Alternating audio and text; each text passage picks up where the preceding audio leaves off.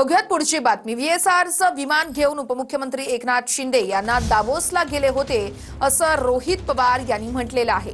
आमदार रोहित पवार यांचा हा दावा आहे। VSRच्या विमानाला इराणच्या हवाई हद्दीतून जाण्याची परवानगी नव्हती असं रोहित पवारांनी म्हटलंय। हवाई क्षेत्र सोडा अन्यथा विमान पाडू असा इशारा इराण ATSने दिला होता असं देखील रोहित पवार म्हणतायत।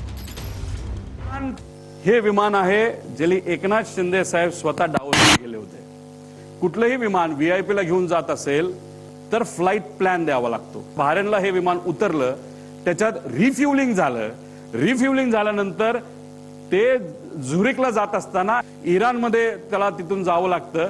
इराणच्या देशाने त्या विमानाला जवळ जाऊन आम्हाला जे कळालेलं आहे, कदाचित दुसरे फायटर जेट सुद्धा तिथे आले होते आणि त्यांनी सांगितलं होतं तुम्ही जर आत्ताच्या आत्ता नाही वळला तर तुमचं विमान आम्ही पाडू। हे इराणच्या एअर डिफेन्सली त्या ठिकाणी सांगितलं होतं। त्याच्यात कोण बसलं होतं? एकनाथ शिंदे साहेब बसले होते। मग इराणवरनं ते इराकच्या साईडला गेलं, इराकली सुद्धा हेच केलं।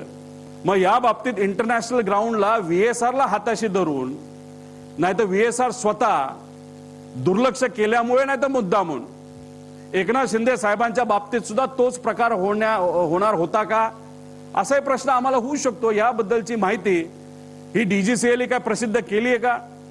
एकनाथ शिंदे साहेब या बाबतीत स्पष्टपणे सांगू शकतात, पण जी माहिती आमच्यापर्यंत आलेली आहे ती आमच्यापर्यंत आलेली आहे। परत ते विमान बहरीनला आणलं गेलं आणि बहरीनला आल्यानंतर सगळ्या परमिशन तिथे घेतल्या आणि मग झुरिकला